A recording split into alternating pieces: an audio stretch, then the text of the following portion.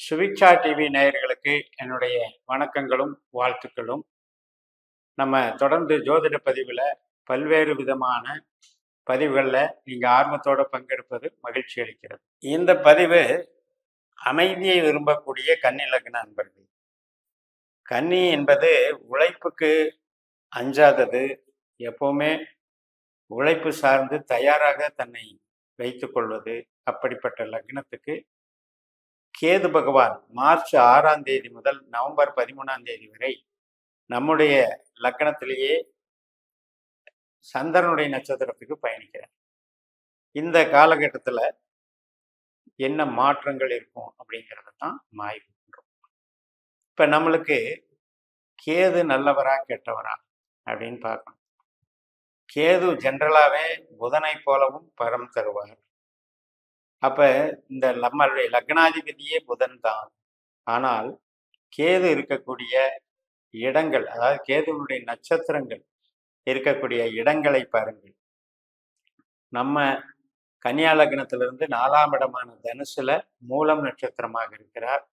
8ஆம் இடமான மேஷத்துல அஸ்வினி நட்சத்திரமாக இருக்கிறார். 12ஆம் இடமான சிம்மத்துல மகம் நட்சத்திரமாக இருக்கிறார். இப்படி 4, 8, 12 என்பது சம்ஹாரஸ்தானம். அதாவது அறம், பொருள், இன்பம், வீடுன்னு சொல்லுறோம் இல்லையா, அதுல இது 4வது பிரிவு. அதாவது ஆகாத ஸ்தானங்கள். அந்த ஆகாத ஆற்றல் உள்ள ஒரு கிரகம்தான் நமக்கு கேது. அப்படிப்பட்ட கேது உண்மையிலேயே எங்கே இருந்தா நல்லது அப்படின்னா, இப்போ 8ஆம் இடத்துலயே இருந்தா 8ஆம் இடம் வலுத்துரும். 12ஆம் இடத்துலயே இருந்தா 12ஆம் இடம் வலுத்துரும். அதே நேரத்துல நமக்கு ஏதோ ஒரு இடத்துல அவர் இருக்கிறாரு அப்படின்னா இந்த ஆற்றலை எப்படி பெருக்கிறாரு அப்படிங்கிறதையும் பார்க்கணும். அவரு எந்த நட்சத்திரத்துல போறாரோ அந்த நட்சத்திரப்படியும் நமக்கு வேலை செய்வார். இப்ப அப்படி பார்க்கும்போது நமக்கு லாபாதிபதி, நம்ம லக்னத்திற்கு 11ஆம் அதிபதி கடகராசி, 11ஆம் அதிபதியான சந்திரனுடைய நட்சத்திரத்துல தான் போறார்.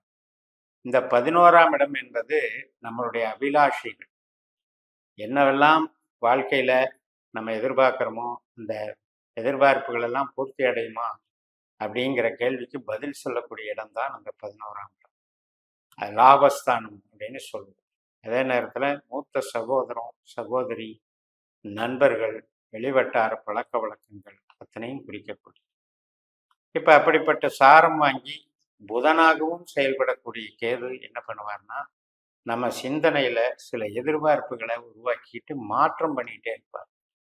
ஏற்கனவே ஒரு குறிக்கோளில் இயங்கிட்டு இருப்போம்.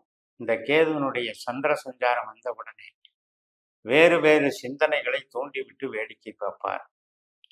அது அலைபாயும் மனது அப்படின்னு எடுத்துக்கலாம். வேவரிங் மைண்டுன்னு சொல்றோம் இல்லையா. அப்ப அந்த விஷயத்துல நம்ம ஜாக்கிரதையா. ஏனென்றால் இப்ப நமக்கு லாபாதிபதி ஸ்டார்ல நல்லதுதான் பண்ணணும் அப்படின்னா அந்த கேது நமக்கு 12ஆம் இடத்தை வளர்க்குறாருன்னு புரிஞ்சுக்கணும். இந்த 12ஆம் இடம்ங்கிறது என்ன அப்படின்னா, நம்மளை நாமளே இம்சைப்படுத்திக் கொள்வது, நமக்கு நாமே துன்பத்தை வரவழைத்துக் கொள்வது, நமக்கு ஏதாவது ஒரு வகையில செலவுகளை வைக்கிறது.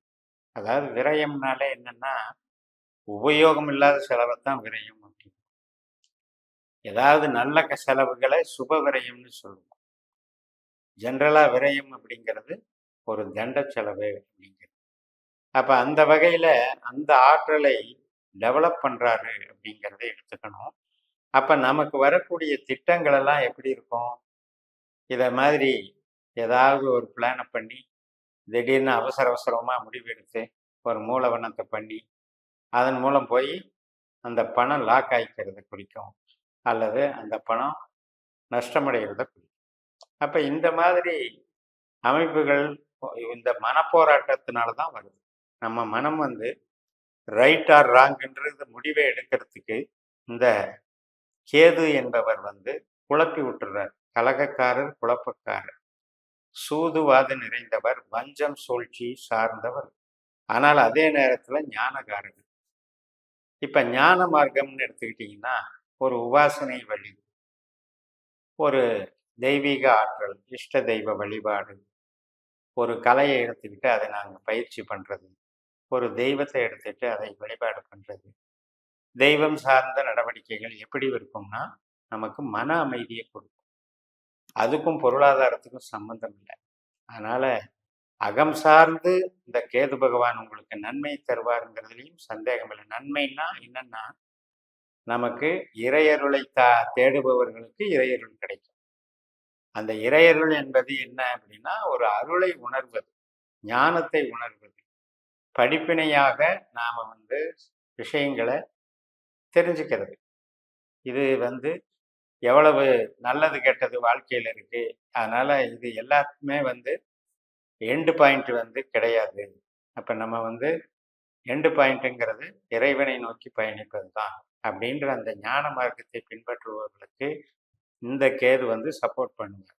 ஆனால் பொருளாதார ரீதியாகவோ அல்லது இப்போ நம்ம உறவுகளில் ஒரு சிலருக்கும் ஒவ்வொரு காலகட்டத்தில் பேச்சுவார்த்தைகள் பேசும்போது சில அபிப்பிராய பேதங்கள் உருவாகிறதுலையும் கவனமாக இருக்கணும்.